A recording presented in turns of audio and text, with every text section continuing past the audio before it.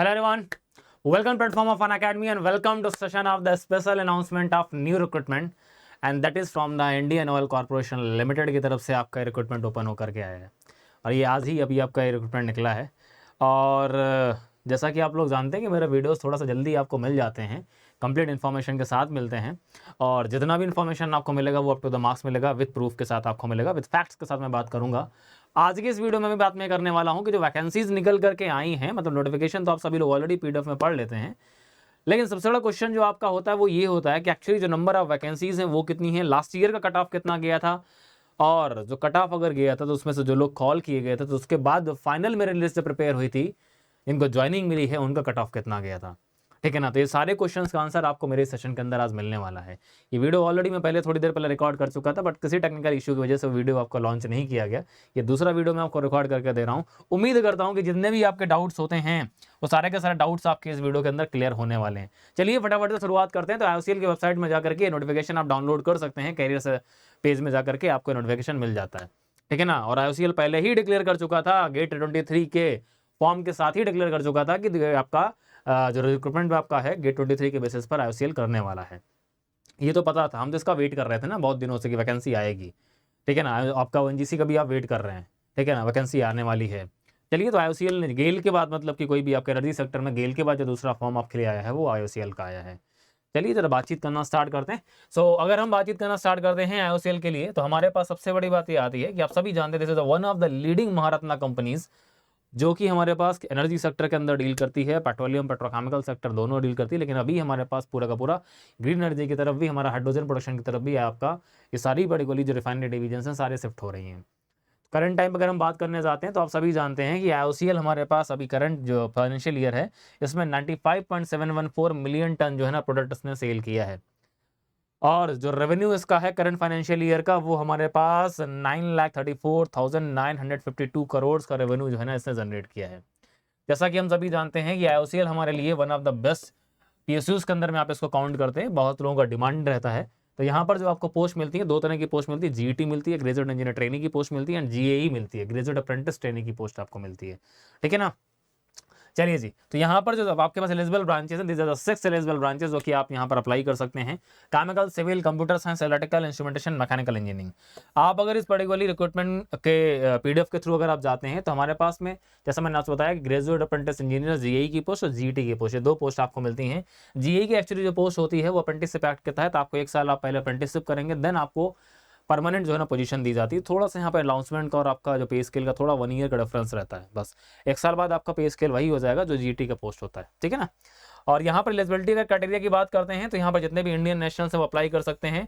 आप जिस भी ब्रांच से अप्लाई करना चाहते हैं आपके पास उस ब्रांच का जो है ना गेट स्कोर होना चाहिए। इन 6 ब्रांच में से उस पर्टिकुलर ब्रांच का गेट स्कोर आपके पास होना चाहिए। Chemical, civil, CS, EE, IN और मैकेनिकल, इस आपके पास ब्रांच का अगर गेट स्कोर है तो अप्लाई कर सकते हैं। एंड इसके साथ साथ यहाँ पर ये भी मेंशन किया गया है कि ये पर्टिकुलरली ब्रांच के साथ साथ आपके पास जो है ना प्रॉपर जो है ना 4 ईयर का डिग्री BTech आपका अगर कंप्लीट अगर है। कई बार ऐसा होता है कि आपके पास में इस ब्रांच से रिलेटेड जो भी कैंडिडेट्स हैं, यहाँ पर उसने मेंशन किया है इस बार गेट जो है ना 2 पेपर में अप्लाई करने के लिए बोलता है। अब 2 पेपर में आपने अप्लाई किया हुआ है, सपोज आपने इलेक्ट्रिकल से और इंस्ट्रूमेंटेशन दोनों से आपने पेपर दिया है, लेकिन ये ध्यान रखिएगा कि हमारे पास यहाँ पर जो एलिजिबल आपका गेट स्कोर होगा वो ऐसा होगा, बिकॉज यहाँ पर इलेक्ट्रिकल भी एलिजिबल है, आपका इंस्ट्रूमेंटेशन भी एलिजिबल है। यहाँ पर आपको दिख रहा है, उसने ये कन्फर्मेशन को क्लियर किया है, हमारे पास दोनों के दोनों गेट स्कोर यहाँ पर वैलिड है। ठीक है ना। हमारे पास इलेक्ट्रिकल और इंस्ट्रूमेंटेशन दोनों के दोनों गेट स्कोर यहाँ पर वैलिड हैं। तो हमारे लिए ज़रूरी अब यहाँ पर ये है कि एक्चुअली अगर आप यहाँ पर अप्लाई करना चाहते हैं, 1 मिनट रुकेंगे बच्चे ज़रा, अगर आप यहाँ पर अप्लाई करना चाहते हैं तो आपके पास में इनमें से कोई जिस ब्रांच में आपका ग्रेजुएशन है वही गेट स्कोर वैलिड होगा। सपोज आपने IN से दिया है, इलेक्ट्रिकल से दिया है, लेकिन आपका ग्रेजुएशन इलेक्ट्रिकल ब्रांच से है तो आप इलेक्ट्रिकल ब्रांच का ही गेट स्कोर अप्लाई कर पाएंगे, IN का गेट स्कोर मत लगाइएगा। ठीक है ना। बाकी अगर कोई भी ब्रांच अगर ऐसे केमिकल के अंदर आपके पास पेट्रोलियम इंजीनियरिंग से होता है, XC ब्रांच से देते हैं, आपके पास जो गेट स्कोर होना चाहिए केमिकल का होना चाहिए। पेट्रोलियम इंजीनियरिंग का गेट स्कोर यहाँ पर वैलिड ही नहीं है। ठीक है, ये चीज़ मैं आपको अभी आगे और बताने वाला हूँ। इसके बाद हमारे पास मेन चीज़ जो आती है, होपफुली ये डाउट क्लियर हो गया होगा। दूसरा बात आपके पास में ये आता है कि ये 6 डिसिप्लिन जो यहाँ पर बोला गया है, ये 6 डिसिप्लिन के अलावा बाकी कोई भी गेट स्कोर यहाँ पर वैलिड नहीं है। 2023 से पहले का गेट स्कोर भी आपके पास वैलिड नहीं होगा, अगर आपके पास कोई गेट स्कोर है भी तो वो यहाँ पर एलिजिबल नहीं है। इसके अलावा अगर हम बात करते हैं आपका एज लिमिट के बारे में, तो यहाँ पर एज लिमिट उसने बोला 26 ईयर्स आपकी होनी चाहिए। अगर आप जनरल EWS कैटेगरी में हैं तो आपका डेट ऑफ बर्थ, ठीक है ना, उसने मेंशन कर दिया सारा आपका रिलैक्सेशन लगा करके आपका डेट ऑफ बर्थ 1 जुलाई 97 से पहले का ना हो। जनरल कैटेगरी अगर फिजिकली चैलेंज है तो 1 जुलाई 1987 रिलैक्सेशन के बाद। ओबीसी नॉन क्रीमी लेयर के लिए आपके पास जो है जो आपका 1 जुलाई 94 होना चाहिए, इससे पहले का ना हो। SC ST के लिए 1 जुलाई 92 होना चाहिए, इससे पहले का नहीं होना चाहिए, ठीक है ना। 30 जून तक आपके ये इसका एज क्राइटेरिया जो है ना आपका फिलअप होना चाहिए। 30 जून उसने डेडलाइन रखी है, ठीक है ना। इस एज तक आपका, इस डेट तक आपका एज का क्राइटेरिया जो है ना वो फिलअप होना चाहिए। क्वालिफाइंग डिग्री के अंदर अगर मैं आपसे बात करता हूं तो आपका बी बीटेक या फिर इक्विवेलेंट डिग्री उन्होंने मेंशन किया है। इक्विवेलेंट डिग्री के अंदर कौन कौन से डिसिप्लिन आते हैं, तो इंजीनियरिंग डिसिप्लिन के अंदर में जो इक्विवेलेंट है केमिकल इंजीनियरिंग से आपका डिग्री है तो आप अप्लाई कर सकते हैं, including petrochemicals, polymer, plastic engineering अगर आपका डिग्री है तो आप अप्लाई कर सकते हैं। लेकिन इसके अलावा अगर आपके पास रबर, ऑयल पेंट या फिर सर्फेक्टेंट टेक्नोलॉजी, सिरेमिक्स अगर आपके पास डिग्री है तो अप्लाई नहीं कर सकते। और आपके पास लेकिन केमिकल का गेट स्कोर होना चाहिए, ये ध्यान रखेंगे। सिमिलरली सिविल इंजीनियरिंग के अंदर ही मेंशन किया गया, सिविल में अगर आपके पास में कंस्ट्रक्शन, एनवायरमेंटल, ट्रांसपोर्टेशन का अगर डिग्री है, ठीक है ना, तो आप यहाँ पर जो है ना अप्लाई नहीं कर पाएंगे। सिविल सिर्फ क्या आपके सिविल का डिग्री जो है ना वो एलिजिबल है। इसके अलावा कंप्यूटर साइंस के अंदर सिर्फ इन्फॉर्मेशन टेक्नोलॉजी ही वैलिड है, बाकी बात कोई भी आपका जो है ना सिर्फ डिसिप्लिन आपका वैलिड नहीं है। इलेक्ट्रिकल के अंदर में सिर्फ इलेक्ट्रिकल, इलेक्ट्रॉनिक्स, इलेक्ट्रिकल यही आपके पास वैलिड है, बाकी इसके अलावा कोई भी आपका वैलिड नहीं है। सिमिलरली इंस्ट्रूमेंटेशन के अंदर आपका electronics, instrumentation engineering, instrumentation control engineering ही वैलिड है, बाकी इसके अलावा कोई भी वैलिड नहीं है। बाकी गेट स्कोर आपके पास डबल और IN का ये आपका होना चाहिए। मैकेनिकल के अंदर सिर्फ मैकेनिकल वैलिड है, बाकी इसके अलावा कोई भी automation, automobile, industrial, manufacturing, power production कोई भी ये सब वैलिड नहीं है, ठीक है। तो ये क्वालिफाइंग डिग्री आपके पास अगर है तो आप यहाँ पर अप्लाई कर सकते हैं। इसके अलावा ये ध्यान रखिएगा कि आपके पास इन डिसिप्लिन जो मेंशन की गई हैं इनके अलावा कोई भी जो है ना आपके पास डिग्री अगर है तो अप्लाई नहीं कर पाएंगे। जितने भी कैंडिडेट्स जो डुअल डिग्री वाले हैं, अगर आपकी डुअल डिग्री 30 सितंबर तक खत्म हो रही है, आपकी डुअल डिग्री अगर 30 सितंबर तक अगर आपके पास अगर खत्म हो रही है, मतलब आपके पास बी बीटेक और ME MTech दोनों डिग्री आपके पास 30 सितंबर तक अगर आपकी खत्म हो रही हैं तो आपके पास जो है ना आप यहाँ पर अप्लाई कर पाएंगे, ठीक है ना, मतलब आप अप्लाई कर सकते हैं, ठीक है। ये ध्यान रखिएगा अगर आप डुअल डिग्री वाले हैं तो। एंड इसके साथ साथ मैं आपसे अगर नेक्स्ट बात करता हूं तो आपके लिए जो कैटेगरी वाइज जो आपका कट ऑफ रखा गया है, जनरल EWS और OBC कैटेगरी के लिए मिनिमम परसेंटेज आपका 65 होना चाहिए। और SC ST कैटेगरी की हम अगर बात करने जाते हैं तो वो हमारे पास में जो है ना फिजिकली चैलेंज के लिए 55% होना चाहिए। अब बात आती है कि जो भी कैंडिडेट्स हमारे अभी प्री फाइनल ईयर में, मतलब कि जो भी 8 सेमेस्टर में हैं, कुछ लोग के एग्जाम हो चुके होंगे लेकिन रिजल्ट नहीं आया होगा, कुछ लोग ऐसे होंगे जिनके एग्जाम होने वाले होंगे।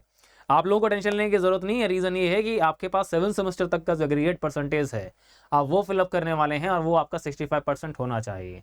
8 सेमेस्टर का रिजल्ट अगर आपका 30 सितंबर तक आपके पास में आ जाता है, 30 सितंबर तक आपका मार्कशीट होनी चाहिए। फाइनली आप जब इंटरव्यू के लिए जाएं तो आपके पास मार्कशीट हो, 30 सितंबर तक आपके पास में जो है आपकी मार्कशीट होनी चाहिए, उसने मेंशन किया है। अगर आपका 30 सितंबर तक अगर मार्कशीट है, अब आराम से इसको अप्लाई करिए, जो भी प्री फाइनल ईयर के स्टूडेंट्स हैं 8 सेमेस्टर वाले, ठीक है ना। ये सबसे बड़ा डाउट होता है कि सर हम अप्लाई कर सकते हैं कि नहीं। इसके अलावा हमारे पास में जो भी आपको कन्वर्जन फार्मूला है तो रिस्पेक्टिव इंस्टीट्यूट यूनिवर्सिटी से जो है ना उसको अपने पास सेव करके रखिए, ठीक है ना। वो आपको पता होना चाहिए कि CGPA आपका जो है 65% बना रहा है कि नहीं।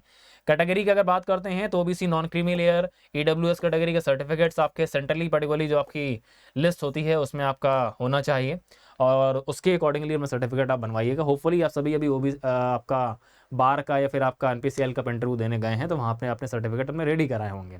इसके साथ साथ आप जब फाइनली सेलेक्ट होते हैं तो आपको एक प्री मेडिकल एग्जामिनेशन देना होगा, जो कि IOCL के जो भी अप्लाइड हॉस्पिटल्स होते हैं वहाँ से जा करके आप दे सकते हैं, ठीक है। तो वो आपका सिलेक्शन, फाइनल सिलेक्शन के बाद आपका फिजिकल फिटनेस टेस्ट देना होता है। एंड इसके साथ साथ एप्लीकेशन प्रोसेस के लिए आपको बस वही काम करना है, ऑनलाइन अप्लाई करना है, जाकर के वहाँ पर अपना कलर फोटोग्राफ, गेट स्कोर, ये सारी चीज़ें जो है ना आप में अपना अपलोड करके और वहाँ पर अप्लाई कर पाएंगे, ठीक है ना। तो ये आपका पूरा का पूरा क्राइटेरिया रहने वाला है। शॉर्ट लिस्टिंग जो आपकी की जाती है, जैसा कि आपको पता है, शॉर्ट लिस्टिंग करने के लिए गेट का स्कोर पहले वैलिड होना चाहिए। गेट का जो भी आपके मार्क्स हैं आपको पता होना चाहिए कि IOCL जो सिलेक्शन करता है वो गेट मार्क्स के बेसिस पर करता है, ONGC जो सिलेक्शन करता है वो गेट स्कोर के बेसिस पर करता है। तो आपके पास में अगर गेट मार्क्स आपके जो हैं, ठीक है, कितने होते हैं वो तो बाद में पता चलेगा, लेकिन 23 का आपके पास में गेट स्कोर होना चाहिए। दूसरा हमारे पास फिर आपको GD और GT देना पड़ेगा, देन आपका फाइनली PI होता है। तो ये राउंड के थ्रू आपका सिलेक्शन होगा। अभी मैं आपको बताने वाला हूँ कितने मार्क्स पर लास्ट ईयर सिलेक्शन हुआ था, इस बार क्या हो सकता है, ठीक है ना, कितनी रैंक तक के लोग इस फॉर्म को फिलअप करेंगे, सारा चीज़ मैं आपको बताने वाला हूँ। तो लास्ट तक कनेक्ट रहना, सब कुछ पता चलने वाला है, जाना नहीं कहीं छोड़ के। GD एंड GT के लिए अगर आप शॉर्टलिस्ट अगर होते हैं गेट 23 के स्कोर के बेसिस पर, देन फाइनली आपको PI देने का भी मौका मिलेगा, ठीक है। और डॉक्यूमेंट्स जो हमारे पास में हैं, तो डॉक्यूमेंट्स ये ध्यान रखिएगा कि डॉक्यूमेंट्स अपने सारे जो है ना आप रेडी करके जाइएगा, जितने भी आपके डॉक्यूमेंट्स हैं। जो मेरिट लिस्ट आपकी बनेगी, मेरिट लिस्ट फाइनल जो मेरिट लिस्ट आपकी बनती है, कंसोलिडेटेड मेरिट लिस्ट बोलते हैं। कंसोलिडेटेड हमारे पास जो मेरिट लिस्ट बनती है फाइनली, मतलब सब कुछ होने के बाद, GD GTPI होने के बाद फाइनली जो सिलेक्शन की मेरिट लिस्ट बनती है उसमें हमारे पास 85 मार्क्स का जो वेटेज रहता है, 85 मार्क्स का जो वेटेज रहता है वो आपका गेट मार्क्स का रहेगा। फिर पर्सनल इंटरव्यू और आपके पास पर्सनल इंटरव्यू का जो वेटेज रहता है ये 10 मार्क्स का रहता है, और GD GT का जो वेटेज रहता है 5 मार्क्स का रहता है। तो इसको मिला करके टोटल 100 मार्क्स में से आपका जो है ना फाइनल मेरिट लिस्ट रेडी की जाएगी। ठीक है, ये ध्यान रखिएगा। मैं आपको भी दिखाऊंगा सब कुछ, लास्ट ईयर का कितना रखा है फाइनली इन्होंने, सारे प्रूफ मैं आपको दिखाने वाला हूँ अभी। प्लेसमेंट हमारा जो आपका होगा, अगर आपका सिलेक्शन होगा तो हमारे पास डिफरेंट जो आपके पास प्लांट, यूनिट, डिपार्टमेंट, डिवीजन जो हमारे पास में, तो रिफाइनरी जो हमारे पास IOCL है वो बेसिकली 3 डिवीजन में काम करता है। रिफाइनरी डिवीजन जो प्रोडक्शन हमारे पास में है, मार्केटिंग डिवीजन जो सेल्स या फिर हमारे पास में इस पर काम करते हैं, और फिर हमारे पास आता है पाइपलाइन डिवीजन। ठीक है ना, तो बेसिकली हमारे पास IOCL के अंदर जो डिफरेंट आपको पोस्ट मिलती है, लाइक प्रोडक्शन में अगर आप ऑप्शन में जाते हैं, फिर प्रोजेक्ट मैनेजमेंट हमारे पास होता है, प्लांट यूटिलिटीज़ में आपके पास पोस्टिंग हो सकती है, मतलब ये सारा हमारे पास ऑपरेशंस में। अगर आप मार्केटिंग में जाते हैं तो आपकी पोस्टिंग हेड ऑफिस में रहती है, वहाँ पर आप मेंटेनेंस एंड एवरीथिंग जो है इंस्पेक्शन वाला पार्ट आपके लिए आता है। ठीक है, देन हमारे पास आता है पाइपलाइन डिवीजन, वो भी हमारे पास ऑपरेशंस एंड मेंटेनेंस के अंदर में आता है। 3 डिवीजन में से कहीं भी आपकी पोस्टिंग हो सकती है। ठीक है, ये ध्यान रखिएगा। बाकी हमारे पास में जो बिजनेस डेवलपमेंट है तो इसमें बेसिकली हमारे पास पेट्रोकेमिकल्स एंड पॉलीमर प्रोजेक्ट्स हमारे पास होते हैं, operations, sales, marketing, gases, renewable energy and sustainable development, exploration, production. ठीक है ना, ये हमारे पास ऑर्गेनाइजेशन रिक्वायरमेंट हमारे पास रहती है, तो यहाँ पर आपकी पोस्टिंग हो सकती है। ज्वाइनिंग का टाइम आपको जो है ना मेंशन किया जाएगा, जो भी आपको ऑफर लेटर आएगा। और इसके अलावा जो भी हमारे पास कैंडिडेट सेलेक्ट होते हैं तो ऑलरेडी आपको पता होना चाहिए कि जो पे स्केल हमारे पास IOCL ऑफर करता है 50,000 से 1,60,000 का आपका पे स्केल रहता है। इसके अलावा बहुत सारे DA, HRA, ठीक है ना, और पता नहीं कितने सारे आपको बेनिफिट्स मिलते हैं, medical facilities, gratuity, contributory provident fund, इसके अलावा एम्प्लॉइज पेंशन स्कीम, पूरे फैमिली का इंश्योरेंस, एंड उसके अलावा लीव कैशमेंट, सारे फैसिलिटीज़ आपको मिल जाती हैं। ठीक है, एंड इसके अलावा मेंटेनेंस, रिम्बर्समेंट, परफॉर्मेंस रिलेटेड पे भी आपको मिलता है। ठीक है, जितना मस्त परफॉर्मेंस करने वाले हैं वहाँ उतना अच्छा आपको इंसेंटिव मिलेगा। उसका अप्रॉक्सीमेट जो पैकेज आपको मिलता है वो 16.80 लाख का पैकेज आपको मिल रहा है पर एनम का। मतलब सबसे हाईएस्ट पैकेज हमारे पास हमको NGC पे करता है, सेकंड हाईएस्ट हमारे पास EIL आता है, थर्ड हाईएस्ट में हमारे पास गेल आ चुका है। ठीक है ना, और हमारे पास NRL भी आ चुका है। इसके बाद हमारे पास IOCL, SPCL, ये सारे हमारे अप्रॉक्सीमेटली सेम पैकेज आपको देते हैं। ठीक है ना, कोई दिक्कत नहीं है। जो टैग हमारे पास है वो सबसे बड़ा है। अगर आपका सिलेक्शन ग्रेजुएट अप्रेंटिस इंजीनियर के लिए होता है तो वहाँ पर आपको एक फिक्स अनाउंसमेंट मिलेगा 1 ईयर के लिए, दैट इज स्टाइपेंड मिलेगा 60,000। 1 ईयर के बाद आपको जो है ना प्रमोट कर दिया जाएगा for the post of GT। ठीक है, तो वहाँ पर आपको 1 ईयर तक 60,000 रुपये ही आपको मिलेगा। ठीक है, ये हमारे पास बेसिक अलाउंस आपको मिलेंगे। सर्विस बॉन्ड आपको पे करना होगा, 3 साल का सर्विस बॉन्ड आपको यहाँ पर है। 3 लाख आप अगर 3 लाख का बॉन्ड आपको साइन करना होगा, ठीक है ना, 3 साल के लिए। जनरल कैटेगरी में EWS, OBC और SC ST फिजिकली चैलेंज के लिए 50,000 का बॉन्ड आपको 3 साल के लिए साइन करके देना होगा। ठीक है ना, और इसके अलावा जो लास्ट डेट आपका रखा गया, रजिस्ट्रेशन आज से स्टार्ट हो चुके हैं, लास्ट डेट जो आपका रखा गया है वो हमारे पास है दैट इज 22 जून। अब नोटिफिकेशन से रिलेटेड अगर आपको कोई भी डाउट अगर लग रहा है, बाई चांस काफी सारे लोगों को डाउट होते हैं कि सर GD GTPI कब होगा, मैं आपको बताता हूँ। ये सबको सितंबर में होगा। आपका शॉर्ट लिस्टिंग लास्ट टाइम जो हुई थी गेट 22 के बेसिस पर, वो 9 सितंबर को शॉर्ट लिस्टिंग आ गई थी। 9 सितंबर को शॉर्ट लिस्ट डिक्लेयर कर दिए थे उन्होंने। वो बताऊंगा आपको कितने मार्क्स अभी गए थे शॉर्ट लिस्टिंग के लिए। ठीक है, तो सितंबर में ही हमारे पास में आपका शॉर्ट लिस्टिंग होगी, सितंबर में ही आपके इंटरव्यूज, अक्टूबर के फर्स्ट वीक में इंटरव्यूज आपके स्टार्ट हो जाते हैं। अगर आप ऐसा कुछ भी पूछते हो, ऑलरेडी यहाँ पर उन्होंने फ्रीक्वेंटली आस्क्ड क्वेश्चन में सब मेंशन कर दिया है। कोई भी एप्लीकेशन फी आपको देनी नहीं है यहाँ पर, ये ध्यान रखिएगा। इसलिए मैं जो आपको बताऊंगा अभी किस रैंक तक के लोग अप्लाई कर सकते हैं, सोचिएगा मत, अप्लाई करिएगा। ठीक है, बाकी बहुत सारी कहानी भी बताता हूँ मैं आपको। इसके अलावा 7 सेमेस्टर तक के आपके मार्क्स जो है ना वो फिलअप करने वाले हैं, जिनका भी रिजल्ट अभी अवेटेड है, जिनका मार्क्स अभी नहीं पता चल रहे हैं। अगर उनका रिजल्ट अगर सपोज मान लीजिए अगर 22 जून तक नहीं आता, अगर 22 जून तक रिजल्ट आ जाता है तो आप वो मार्क्स फिलअप कर दीजिएगा फाइनल पूरे। अगर नहीं आ रहा है अगर रिजल्ट आपका, फिर आपके पेपर अभी होने बाकी हैं, तो आप 7 सेमेस्टर तक का एग्रीगेट फिलअप करिएगा। ठीक है ना, एंड इसके अलावा जो भी आपका CGPA परसेंटेज है वो ध्यान रखिएगा, कन्वर्जन फॉर्मूला आपके पास होना चाहिए। तो ये कंप्लीट नोटिफिकेशन जो रिलीज हुआ था, ये रिलीज हुआ हमारा किसकी तरफ से, अभी IOCL की तरफ से। एप्लीकेशन लिंक आपको ऑलरेडी यहाँ पर ओपन हो चुका है, मैं आपको दिखा भी देता हूँ। एप्लीकेशन लिंक ऑलरेडी आपका ओपन हो चुका है, ये पेज हमारे पास ओपन है। यहाँ पर जाकर के क्लिक हियर टू अप्लाई में जाकर के आप अप्लाई करना भी स्टार्ट कर सकते हैं। ठीक है ना, तो ये चीज़ आप ध्यान रखिएगा। नाउ अब अगर मैं आपसे अगर बात करना स्टार्ट करता हूँ, अब आते हैं दूसरे अपने इंपॉर्टेंट पार्ट की तरफ, कि जो हमारे पास लास्ट ईयर जो रिक्रूटमेंट हमारा हुआ था, तो लास्ट ईयर रिक्रूटमेंट के लिए काफ़ी सारे बच्चों ने RTI फाइल किया था। तो एक RTI मेरे पास भी है जरा, ठीक है ना, तो वो चीज़ मैं आपको दिखाता हूँ। तो उस RTI के थ्रू पहली बात तो ये पूछा गया था कि 2021 में जो वैकेंसीज आई थी वो कितनी थी, पूरा उसने पूछा था। 2021 में जो वैकेंसीज निकल करके आई थी वो कितनी थी। तो 2021 की जो वैकेंसीज आपके सामने लिखी हैं वो हमारे पास 11 वैकेंसीज हैं। गेट 21 IIT बॉम्बे ने कराया था, उसके थ्रू जो सिलेक्शन हुए थे उसमें वैकेंसीज थी हमारे पास 21 पोस्ट थी। ठीक है ना। और उसके लिए हमारे पास में फिर 2022 के लिए जो वैकेंसीज निकल करके आई, ऑलरेडी आपको पता है भाई साहब 2022 के लिए जो वैकेंसीज निकल करके आई हैं, how many vacancy exist to get 22 in ICL for the post officer, JE in chemical की पोस्ट के लिए है ये। काफी सारे लोग इसमें कंफ्यूजन कि सर ये जो पोस्ट आई थी केवल केमिकल की थी कि बाकी ब्रांच की थी, सर ये केवल केमिकल की पोस्ट थी ये, ठीक है ना। जनरल कैटेगरी ऑफिसर के लिए, जीआई के लिए अलग थी, ऑफिसर 132 जनरल के लिए थी, ईडब्ल्यूएस में 27 पोस्ट थी, ओबीसी में 81 थी, एससी में 41, एसटी में 23 पोस्ट थी। और इसमें उसने फिजिकली चैलेंज कैंडिडेट्स का यहाँ पर जो है ना मेंशन किया नहीं है, उसको उसने यहाँ पर एक्सक्लूड नहीं किया है। जीए की जो मेरे पास पोस्ट निकल करके आई थी वो मेरे पास इतनी पोस्ट थी, 400 प्लस जो पोस्ट निकल करके आई थी। सरप्राइज की बात यह है कि लास्ट ईयर लोगों को यकीन नहीं था कि मेरा सिलेक्शन आईओसीएल में होगा। 100 प्लस नंबर ऑफ पोस्ट अभी भी वैकेंट है आईओसीएल के अंदर, अभी भी वैकेंट है। तो सर वो इस बार इंक्लूड होने वाली है क्या? अब ये चीज़ आईओसीएल आपको बताएगा, ठीक है ना। और आप सब पोस्ट निकालने में माहिर हैं, पिछली बार तो आरटीआई में आरटीआई फाइल की जा रही थी, ठीक है। तो इस बार के नंबर ऑफ पोस्ट भी आपको बहुत जल्द पता चल जाएंगे, लेकिन आज मैं आपको बताने वाला हूँ उसको ध्यान सुनिएगा। तो लास्ट ईयर हमारे पास जो पोस्ट निकल करके आई थी तो इतने नंबर ऑफ कैंडिडेट्स एलिजिबल उनको मिले ही नहीं कि सारी वैकेंसीज फिलअप की जा सकें। बिकॉज रीज़न ये था कि लास्ट ईयर 500-600 रैंक वाले को अंदाजा ही नहीं था कि मैं अगर आईओसीएल में अप्लाई करूंगा तो मेरा होगा, उसने अप्लाई ही नहीं किया।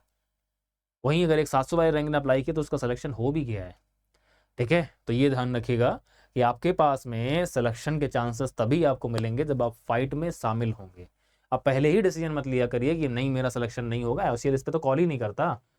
लास्ट ईयर पहली बात तो ये भी था कि बच्चों को पता नहीं था कितनी वैकेंसीज हैं, तो उन्होंने अप्लाई भी नहीं किया और उस चीज़ का फ़ायदा मिल गया जो बाकी लो स्कोरर्स थे, लो रैंकर्स थे, ठीक है। तो आपको इस बार क्या करना है वो मैं आपको बताता हूँ, ठीक है, उसको ध्यान से सुनिएगा।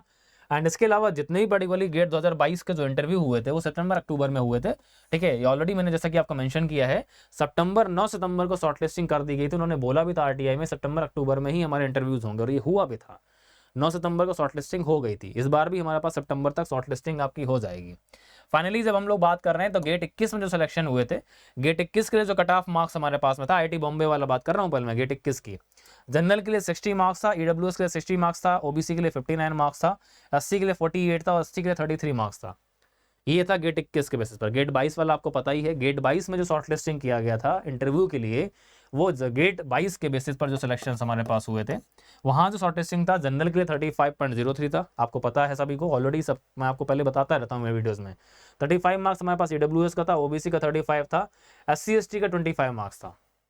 ये मार्क्स पे लास्ट ईयर सटा आपका शॉर्टलिस्टिंग किया गया था, ये कट ऑफ मार्क्स था आपका, ठीक है ना। इस पर जिसका भी था ना उनको इंटरव्यू कॉल आई थी, ठीक है। चलिए जी, अब बात हमारे पास में ये आती है कि जो लास्ट ईयर हमारे पास जो सिलेक्शंस हुए, तो फाइनल सिलेक्शंस हम जब बात करते हैं, कंसोलिडेटेड मार्क्स जो हमारे पास होते हैं, कौन से marks? Consolidated marks, total GATE के मार्क्स मिला करके, जीडी जीटी पीआई के मार्क्स मिला करके जो मार्क्स होते हैं। गेट 21 में सिलेक्शन जो हुए तो उसके लिए क्या हमारे पास आउट ऑफ 100 74 था, ईडब्ल्यूएस का 70 था, ओबीसी का 69 था, एससी का 59 था, एसटी का हमारे पास 58 मार्क्स था आउट ऑफ 100। जैसे मैंने आपसे बताया गेट 22 में जो सिलेक्शन हमारे पास में हुए हैं तो जनरल का 45.03 था, ओबीसी का 45 था, जो हमारे पास ईडब्ल्यूएस कैटेगरी थी उसका 45 था, ईडब्ल्यूएस का हमारे पास 45 था, ठीक है ना। और हमारे पास एससी एसटी का 40 के अराउंड था। और फिजिकली चैलेंज जो हमारे पास सिलेक्शन हुआ था वो 41 मार्क्स पे हुआ था। फिजिकली चैलेंज जो थे ना उनका जो आउट ऑफ 100, ये सारे आउट ऑफ 100 हैं बेटा, कंसोलिडेटेड मार्क्स जो लिखे जाते हैं ना आउट ऑफ 100, ठीक है। ध्यान रखिए, मैं आपको बताने वाला हूँ अभी कितने मिनिमम मार्क्स आपको इंटरव्यू में चाहिए होते हैं, जीडी जीटी कितने मार्क्स का होता है वो भी बताऊंगा मैं आपको, ठीक है ना। इसलिए चीज़ों को ध्यान सुनिएगा। तो ये हमारे पास आउट ऑफ 100 मार्क्स पे ये फाइनली हमारे पास वो कट ऑफ है जहां से हमारा मेरिट बनी थी फाइनल सिलेक्शन की, तो ये वो कट ऑफ मार्क्स हैं, ठीक है ना। इंटरव्यू के मार्क्स हमारे अलग थे, तो ये हमारे पास में वो कट ऑफ मार्क्स है जहां से हमारी मेरिट बनी थी फाइनल सिलेक्शन वाली। चलिए जी, तो ये हमारे पास में जो है ना आरटीआई के थ्रू हमें पता चल रहा था। और जो हमारे पास फाइनली हमारे पास में जो आपका जीडी जीटी जो होता है तो वो आपके पास मेंशन है। अगर आप जीडी या जीटी में अगर जा रहे हैं तो पीआई हमारा 10 नंबर का होगा। पीआई में मिनिमम आपको 4 नंबर लाने होंगे, देखिए यहाँ पर आपको विजिबल होगा, दिख रहा होगा, पीआई में कम से कम आपको 4 नंबर अपने लेकर के आने होंगे। एंड इसके अलावा अगर आप जीडी जीटी में अगर आप शामिल हो रहे हैं वो टोटल 5 नंबर का होता है और उसमें मिनिमम 2 नंबर आपको लाने होंगे। ये 15 नंबर के लिए आप जितनी फाइट कर सकते हैं करिए, बिकॉज गेट मार्क्स जो आने थे वो तो आ चुके हैं, वो 85 में उसका वेटेज दिया जाएगा। बाकी जो 15 नंबर का वेटेज है ना यहाँ पर आप अभी फाइट आप कर सकते हैं। तो ये फाइट के थ्रू जो है ना अपने आप को बाकियों से आप ऊपर कर सकते हैं। जरूरी नहीं किसी का अगर टॉप रैंक अगर है तो उसका फाइनल सिलेक्शन में चांसेस ज़्यादा बढ़ जाएंगे, लेकिन आप ये ध्यान रखिए कि ये 15 नंबर आपके हाथ में भी हैं। जीडी जीटी हमारे पास सबसे पहले टास्क आपका होगा, देन आपका पीआई होगा, ठीक है। और इसके लिए हम लोग प्रॉपरली सीरीज लेते रहते हैं। ऑलरेडी अभी हम लोग ओबीसी बार बार्क और एनपीसीएल का हम लोग ऑलरेडी ले रहे हैं। एंड इसके बाद अभी आपका हम लोग जो गेल का है उसके लिए भी हम सीरीज स्टार्ट करेंगे, देन आईओसीएल के लिए भी हम लेकर के आएंगे उस टाइम पर। अभी आप अपने आप को बस अपने कॉन्सेप्ट्स को बूस्ट करते रहिए, उनको पॉलिश करते रहिए, वहीं से आपका काम हो जाएगा। अब फाइनली बात ये आती है कि सर किस रैंक तक वालों को ये फॉर्म फिल करना चाहिए। तो मेरी बात को ध्यान सुनिएगा, जिनका भी रैंक जनरल कैटेगरी में 500 तक है, जिनका भी रैंक जनरल कैटेगरी में 500 तक है वो लोग फॉर्म को फिलअप करें। ईडब्ल्यूएस कैटेगरी में जिनका भी रैंक 600 650 तक है वो लोग इस फॉर्म को फिलअप करें। ओबीसी कैटेगरी में जिनका भी रैंक अगर 800 तक है वो लोग इस फॉर्म को फिलअप करें। और एससी/एसटी कैटेगरी में जिनका भी रैंक 1300 या 1400 तक है वो लोग इस फॉर्म को फिलअप करें। कितनी नंबर ऑफ वैकेंसीज हैं ये ऑलरेडी आप पता कर लेंगे, इसलिए मेरी जरूरत नहीं पड़ती है, ठीक है ना, क्योंकि जो छात्र एकता है वो जिंदाबाद, वहां से आप अपना काम कर लेते हैं। लेकिन मैं जो आपको बता रहा हूँ वो सिर्फ इतना है कि इस बार जो वैकेंसीज आपके पास आएंगी that will be something surprising, ठीक है ना। तो इसके लिए मैंने आपको आगाह किया है कि इतनी नंबर ऑफ पर्टिकुलरली पोस्ट के लिए आप फॉर्म फिलअप कर सकते हैं। बाकी ब्रांचेस के लिए अगर कोई स्टूडेंट अगर हमसे पूछना चाहता है कि सर बाकी ब्रांचेस का टॉप भी थोड़ा सा मेंशन कर दीजिए, तो बाकी ब्रांचेस के लिए भी मैं आपको थोड़ा सा बता सकता हूँ कि लास्ट ईयर हमारे पास में जो कट ऑफ हमारे पास में गया था, ठीक है, बाकी ब्रांचेस के लिए, तो वो मैं थोड़ा सा आपको मेंशन कर दे रहा हूँ। सपोज मान लीजिए अगर आपका ब्रांच अगर अदर देन केमिकल अगर डबल ई ब्रांच अगर आप हैं जहाँ पर आपका OBC category non creamy layer है तो उसका कट ऑफ गया था 59.33 मार्क्स, ठीक है ना। सिविल इंजीनियरिंग में आपका जो कट ऑफ गया था एसटी कैटेगरी के लिए, ये आप नोट कर सकते हैं अगर आप बाकी ब्रांच से बिलोंग करते हैं। सिविल का एसटी ब्रांच का जो कट ऑफ था हमारे पास एसटी कैटेगरी का 54.96 था। सीएस ब्रांच के लिए ओबीसी का कट ऑफ 35 मार्क्स था, ठीक है ना। एंड इसके अलावा इंस्ट्रूमेंटेशन इंजीनियरिंग के अंदर में जनरल कट ऑफ 44 मार्क्स था, एससी का कट ऑफ 30 मार्क्स था। इंटरव्यू की बात कर रहा हूँ मैं, इंटरव्यू का कट ऑफ है ये, प्राइमरीली कट ऑफ होता है। सिविल का ओबीसी नॉन क्रीमी लेयर का जो कट ऑफ था 61.63 मार्क्स था, ठीक है ना, ये ध्यान रखिएगा। 61.63 मार्क्स था, ठीक है ना। और इसके बाद जो सिविल का जनरल का कट ऑफ था वो 61.81 मार्क्स था। जो लोग अगर बच्चे अगर वीडियो देख रहे हैं अगर सिविल के तो, ठीक है। एंड इसके अलावा हमारे पास में मैकेनिकल का ओबीसी नॉन क्रीमी लेयर का जो कट ऑफ था 45.52 था। मैकेनिकल का ओबीसी का नॉन क्रीमी लेयर का जो कट ऑफ था 45.92 था। मैकेनिकल का एससी का जो कट ऑफ था 45.84 था, ठीक है ना। और ईडब्ल्यूएस का जो कट ऑफ था 44.88 था, okay, 44.88 for the EWS. And electrical का ईडब्ल्यूएस का जो कट ऑफ था 59 मार्क्स था। Electrical EWS cut off 59 marks था, ठीक है ना। और डबल ई ब्रांच का जो जनरल के लिए कट ऑफ था वो 74 मार्क्स था। डबल ई ब्रांच का जनरल के लिए जो कट ऑफ था वो 74 दिया था उन्होंने, ठीक है ना। और सिविल का फिजिकली चैलेंज का कैंडिडेट का जो कट ऑफ था वो 67.63 था, ठीक है ना। तो ये हमारे पास कट ऑफ बाकी अदर ब्रांचेस के थे। तो अभी आपको जो लास्ट ईयर हुआ था गेट 22 के थ्रू जो सरप्राइज लोगों को मिला था वो सरप्राइज आपके साथ में ना हो कि यार उसका सिलेक्शन हो गया मेरा नहीं हुआ। इसलिए फॉर्म को जरूर फिलअप करिएगा, जितना भी मैंने आपको बता दिया पूरा का पूरा, ठीक है। नंबर ऑफ वैकेंसीज इस बार आपको मस्त मिलने वाली हैं, ठीक है। आप लोग अभी आरटीआई फाइल करना स्टार्ट कर दो, मेरे को पता है मानने वाले नहीं हो, तो आपके पास में जो ऑप्शन आपको मिला है, बिकॉज कोई भी पैसा पे नहीं करना यार, क्या जा रहा है भाई फॉर्म फिलअप करने में, जस्ट फिलअप करो ना। क्या होगा फाइनली, शॉर्टलिस्ट नहीं करेंगे ना। आपने सोचा भी था क्या कि आपने जिस तरह के आप मार्क्स लेकर के आए सपोज मान लीजिए तो आपको आईओसीएल शॉर्टलिस्ट करेगा, तो आप जस्ट क्या कर रहे हैं, एक ये गेस करना चाहते हैं कि हाँ मेरा शॉर्टलिस्टिंग हो सकता है। तो नंबर ऑफ वैकेंसी पर सब चीज़ें डिपेंड करती हैं, आप अच्छी तरीके से जानते हैं। तो लास्ट ईयर हमारे पास जो नंबर ऑफ वैकेंसीज आई 400 प्लस आई, इसमें से 100 अभी वैकेंट है, ठीक है ना। तो अगर उसको अगर देखा जाए ना तो अच्छी खासी वैकेंसीज आपको इस बार मिलने वाली हैं। बाकी आपके पास सारी चीज़ें मैंने इन्फॉर्मेशन आपको दे दी हैं, ठीक है ना। कौन फॉर्म फिलअप कर सकता है कौन नहीं, कितना कट ऑफ लास्ट ईयर का था। इस बार हमारे पास जो आपका गेटेज आपका जो कट ऑफ गया केमिकल के अंदर थोड़ा सा अच्छा है, लास्ट ईयर बिकॉज 25 था हमारे पास में, इस बार हमारे पास 33 मार्क्स आपका है, ठीक है ना। तो थोड़ा सा कट ऑफ तो हमारा इंक्रीज होने वाला है, ऐसा कोई दिक्कत नहीं है, ठीक है। लेकिन ये ध्यान रखना है कि हमारे पास में प्रायोरिटी आपको ना गेट 23 के स्कोर पर आपको मिल सकती है, आपके अगर मार्क्स थोड़े से भी अगर आपके अच्छे हैं तो, ठीक है। तो चलिए उम्मीद करता हूं कि इस वीडियो में आपको जितना इन्फॉर्मेशन मेरे थ्रू मिलना था वो आपको मिल चुका है। बाकी किसी भी क्वेरी के लिए आपके पास में, मैं आपको पता है कि मैं अवेलेबल रहता हूं, आप मेरे से पूछ सकते हैं, टेलीग्राम वगैरह में आपको मिल सकता हूँ, ठीक है। वहाँ से आप मेरे को सर्च कर सकते हैं। बाकी मेरी स्पेशल क्लास में आके पूछिए, आप यूट्यूब में पूछिए मेरे से, प्लस अगर आप ज्वाइन करते हैं तो प्लस में पूछ सकते हैं। इसके साथ साथ में जो लोग 24 और 25 की प्रिपरेशन कर रहे हैं उनको भी एक यहाँ से आइडिया मिलना चाहिए, अगर आप इस वीडियो को देख रहे हैं, कि आपके लिए भी ऐसा ही कुछ जो है ना नेक्स्ट ईयर आपका वेट करेगा। लेकिन कंडीशन ये है कि आप गेट 24 को क्वालिफाई करके अपने आप को उस कैटेगरी में खड़ा करिए जहाँ पर आईसीएल आपको शॉर्टलिस्ट करे, ठीक है ना। मतलब आपको इस तरह के मार्क्स लाने पड़ेंगे, तब आपको भी नेक्स्ट ईयर जो है इस तरह की अपॉर्चुनिटी मिलेगी। तो उसके लिए मेहनत आपके पास करने का बचा हुआ 8 महीना, 1 जून आज है, 8 महीना बचा हुआ है, ठीक है ना। जून जुलाई अगस्त सितंबर अक्टूबर नवंबर दिसंबर जनवरी, 8 महीने आपके पास में, फरवरी तो आपका एग्जाम होता ही है, 1 हफ्ते का टाइम आपको मिलेगा। इन बचे हुए 8 महीने में खुद को रेडी करिए, जितना आप रेडी कर सकते हैं उतना रेडी करिए, ठीक है ना। एंड इसके अलावा जो लोग भी केमिकल इंजीनियरिंग से बिलोंग करते हैं तो उनको मैं एक इन्फॉर्मेशन ये देता हूँ कि अभी रिसेंटली हम लोगों ने 26 मई से एक बैच लॉन्च किया है जहाँ पर हीट ट्रांसफर ऑपरेशन मेरा सब्जेक्ट चल रहा है। क्या फीलिंग वहाँ पर आ रही है स्टूडेंट को, fluid mechanics, heat transfer, mass transfer, जितने भी यूनिट ऑपरेशन सब्जेक्ट्स होते हैं कैसे आपस में कनेक्टेड हैं एक दूसरे से, पूरी फीलिंग आपको मिल रही है। सीआरई सैलेंसर लेके चल रहे हैं डेली शाम को 9:15 बजे से। 2 सब्जेक्ट बैक टू बैक आपको मिल रहे हैं मस्त तरीके से, बड़े सब्जेक्ट हैं किसी भी एग्जाम के लिए, आप इनको एंजॉय कर सकते हैं हमारे साथ में, ठीक है ना। तो आपने अगर अभी तक ज्वाइन नहीं किया तो प्लीज़ जा करके इनको ज्वाइन करिए और यहाँ से अपने इन सब्जेक्ट को, अपनी गेट जर्नी को स्टार्ट करिए। एंड इस तरह के बहुत सारे आपको इन्फॉर्मेशन मेरे थ्रू आगे भी मिलते रहेंगे। चलिए तो आज इस बात को यहाँ से ख़त्म करते हैं। उम्मीद करता हूँ कि नेक्स्ट जो है ना वीडियो में आपको इससे भी बेहतर चीज़, बेहतर रिक्रूटमेंट में लेकर के आऊँगा। तो मेरे साथ में कनेक्ट रहिए, ठीक है ना। और इन वीडियो को जो है ना मैक्सिमम टू मैक्सिमम अपने जूनियर्स एंड कलीग्स तक शेयर करिए, उनको एक मोटिवेशन मिलता है कि मैं भी ऐसा कुछ कर सकता हूँ, ठीक है ना। So thank you everyone, goodbye, take care, best of luck and let's crack it. Thank you.